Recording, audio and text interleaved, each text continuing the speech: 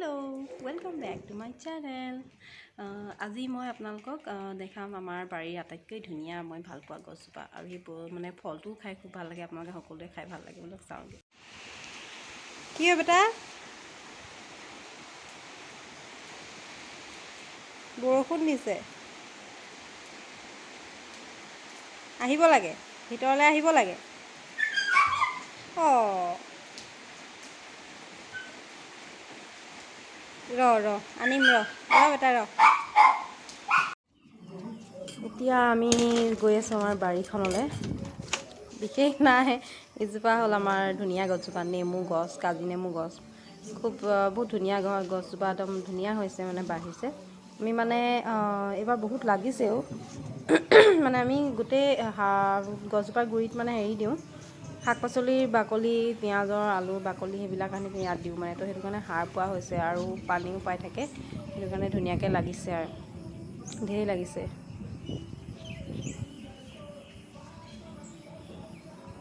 আৰু এজোপা হ'ল ভেদাইলতা। সকলোৱে চিনি পাই চাগে ভেদাইলতা।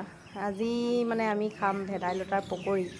আজি আমাৰ বেটাই আটাইতকৈ ভাল পায় পকৰি, মানে ভেদাইলতা আৰু চাউলৰ যিটো মিক্স কৰি পকৰি পিচি পিনি বনাওঁ, সেইটো। বিশেষ একো নাই, চাউলৰ গুড়িৰ লগত আৰু বেকিং অলপ দি, নিমখ অলপ দি ঘুলি পিনি পকৰি নিচিনাকৈ বনাব লাগে।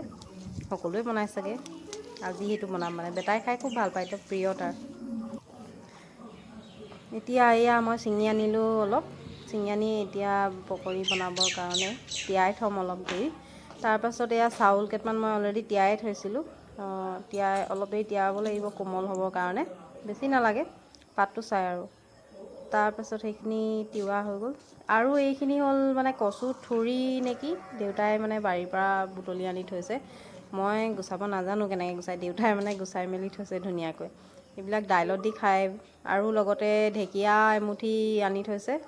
তেওঁ মানে খুচৰি এইবিলাক বিচাৰি ঘূৰি ফুৰে আৰু ধুনীয়াকৈ ছাইডত, আৰু চফা কৰি থয়। এয়া হ'ল আমাৰ কণ বিলাহী, আৰু এয়া কচু ঠুৰি। আজি মানে দাইলখন ধুনীয়াকৈ বনাম আৰু এইবিলাক দি। আৰু এয়া লিচুও লৈ থৈছে আকৌ দেউতাই। বেটাই খাই ভাল পালে সেইদিনা খুব। বতৰৰ ফল খাব লাগে আৰু, নহয় জানো। এতিয়া মানে এয়া গাখীৰ দিলেহি আমাৰ।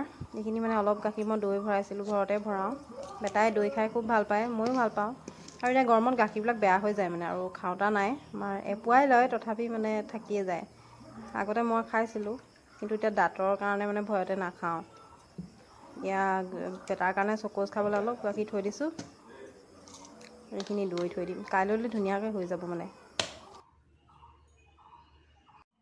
এতিয়া মই দেখাম আপোনালোকক মোৰ ইনডোৰ প্লেণ্টছকেইটা। এইকেইটাতো দেখিলেই কালি, আৰু এইটো এটা আছে, এইটো নামটো চাগে এৰিকা পাম নেকি, ভিতৰত থয় আৰু। ফ্ল'ৰটো ধুনীয়া নহয় আৰু তথাপি থৈছোঁ। এইটো হ'ল পিচ লিলি, এইটো এপাহ ফুলিছিলহে, আৰু ফুলিব এতিয়া, গৰমৰ দিনত ফুলে, বহুত ভাল লাগে ফুলটো, মৰহি গৈছে আৰু আছে এইটো টিভি ৰুমত আছে এটা স্নেক প্লেণ্ট। এইটো বাঢ়িছে আৰু ধুনীয়া হৈছে ভিতৰতে, বাহিৰত ৰুবগৈ লাগিব মানে, ডাল ওলাইছে পাত। আৰু এটা আছে, এইটো স্নেক প্লেণ্টেই হয়, এইটো ড্ৰয়িং ৰুমত আছে। স্নেক প্লেণ্ট দুটা শুকাই আছে, পানী দিব আছে।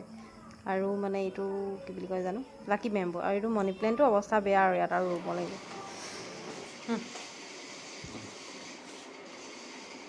খেলটা আকৌ বলটো দিয়াৰ পিছতো যে ইয়াত মোৰ প্লেনটো ভাগিব। আৰে